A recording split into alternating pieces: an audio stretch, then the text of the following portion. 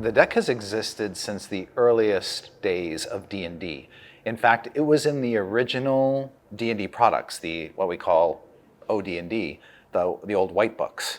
It had 18 cards, and none of them had names. It was constructed out of the face cards from a playing card deck, and the aces and the jokers. Now this is important because when I went to do research on this, I told myself, okay, if there's anything that's been true in every version of D&D, then it will still be true in this book. The problem is there was nothing. There was nothing that was always true, except the deck of many things itself as a name. It had playing cards in it, and it was an item, and that was all that we knew for sure. This informed the whole book because there is no definitive version of the deck of many things. There is no one version. In AD&D, it got expanded to 22 cards, and it got names, but there were also a 13-card version. In other editions, it's been an artifact, and sometimes it hasn't. Sometimes it's been intelligent with its own goals, and sometimes it hasn't. So, if you, as a DM, want to alter the deck and create your own origin story for it, or pick the cards that you want to be in it, or change it, you are doing what D&D has always done. And that's why we leaned into this idea of deck building your deck, because that's the D&D way to make it your own.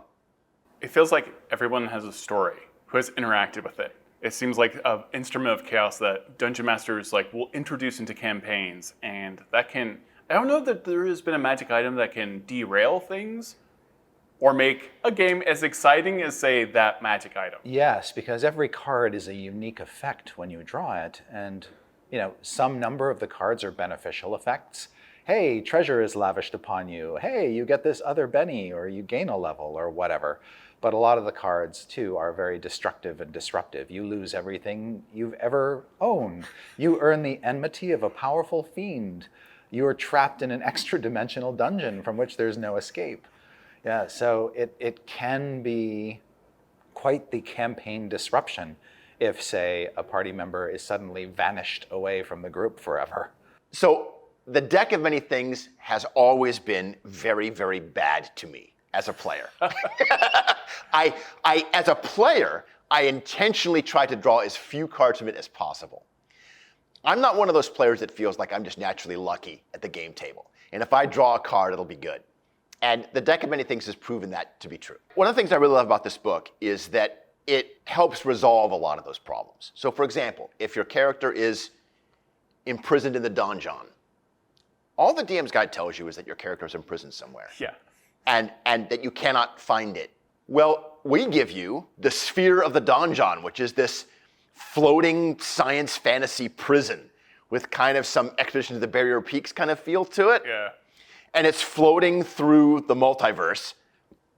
And to get to it, you have to use a spelljammer ship or one of those transporting telescopes that we mentioned in another previous chapter.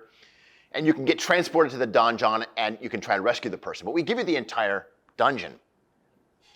Patrick Rennie designed it and he did a fantastic job. Or if your soul is separated from your body, as the Void card describes, well, then what? Does the DM have to make this dungeon? Like, where are you? How do we rescue you? And the answer is, well, you turn to the chapter that's called The Void and we give you the House of Cards, which is an extra-dimensional dungeon that exists just for the deck, just for this card. And at the center of the Void, at the center of the House of Cards, is a new monster that is luring all the other party members to the dungeon so it can feed on them. We kind of get into the origin story of the deck of many things, so we have a few characters that you worked on. In the book, we pay homage to the various incarnations and origin stories that have been percolated throughout all of D&D's long-standing history. But we also wanted to create a new origin story for the deck's iteration in 5th edition. This was something that our wonderful book lead, Jason Tondro, this imagery that he came up with when we were starting out on the project, this imagery of a god of fate drawing down constellations to form these oracle cards to rewrite someone's fate. As we were getting ready to start the book, we went through the original, or the deck of many things as it is in the Dungeon Master's Guide.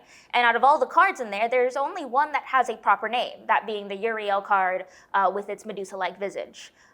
We also knew that the Medusa symbol has been reclaimed in modern times by many survivors of assault and abuse as the symbol not of monstrosity, but of reclamation, power, defiance, and sisterhood. So we had this really evocative imagery of drawing down these cards and this guiding post of wanting to make sure that the story we told centered around Uriel, but also honored the reclaimed meaning of the Medusa symbol. Using those two things as our guiding stars, that incredibly evocative imagery and the desire to make the story around the character of Uriel, as well as honor the reclaimed meaning of the Medusa symbol, we created two characters. The first being Uriel, this kind and reclusive Medusa druid, and her best friend and sister in all but blood, Asteria, a princess turned paladin who is the one who actually challenged the god of fate and is the one for whom the cards were drawn to rewrite a story for. I won't go into the details unless someone wants me to, about Asteria's story, because it is written in full detail in the final chapter of the book. But I will say that the story itself deals very heavily with themes that are intrinsic to the deck itself, these ideas of fate and chaos, and the idea of looking at the rules and roles and story that the world has defined for you, and not only refusing it, but reclaiming it and taking it on and rewriting it on your own terms. It's a story that has resonated quite a bit with me when we were creating it as an autistic individual, which is why I'm super, super proud of the fact that Asteria is actually our first canonically and intentionally autistic D&D hero in the long-standing history of D&D's publication. I got to provide her voice as an autistic creator, writing all the notes that are scattered throughout the book. I got to help create her story in a way that lets her autism inform her lived experiences without defining her. I could go on and on about how excited I am to release her out into the world. She is my baby. And these are characters that are statted out as well. Oh yes, in true D&D fashion, both Asteria and Uriel have actual stat blocks. They're both CR 18 with legendary actions. They're very, very powerful and wonderful. And if encountered in tandem, are quite the terrifying encounter. We also include several adventure hooks in case you want to introduce either Asteria or Uriel into your campaigns as NPCs or patrons or even adversaries. Finally, we also include a small little adventure location out in the Outlands, which if you have followed our Planescape stuff, you will recognize. It's a small little castle area in the Outlands that Asteria and Uriel have reclaimed as their own. It has many cool features, including a magical garden that may or may not have some magical flowers that can be used to undo some of the more detrimental effects of the deck as well, which is super exciting. Do you have a favorite card and or effect, or also a favorite piece of art you saw?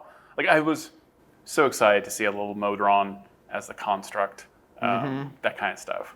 Yeah, I'm a sucker for Modrons, and I think I'm with you on the Modron art. I love seeing that. You know, there's so much beautiful art on the card deck. It's hard for me to pick a winner. But one of the things I do like is that some of the cards, Bree Heiss, who was the art director on the product, very cleverly assigned certain cards to certain artists in sets. When you look at them, they're a family. And I thought that was brilliant because those cards have a kind of a similar motif and they kind of belong together in a way. And I think that when people are looking at the deck all up, they'll start to see some of the relationships that have secretly been built between certain cards that are kind of like yin and yang or partners in a way. And I think that kind of attention to detail, when I saw that, I was struck by that, and I hope other people have the same reaction.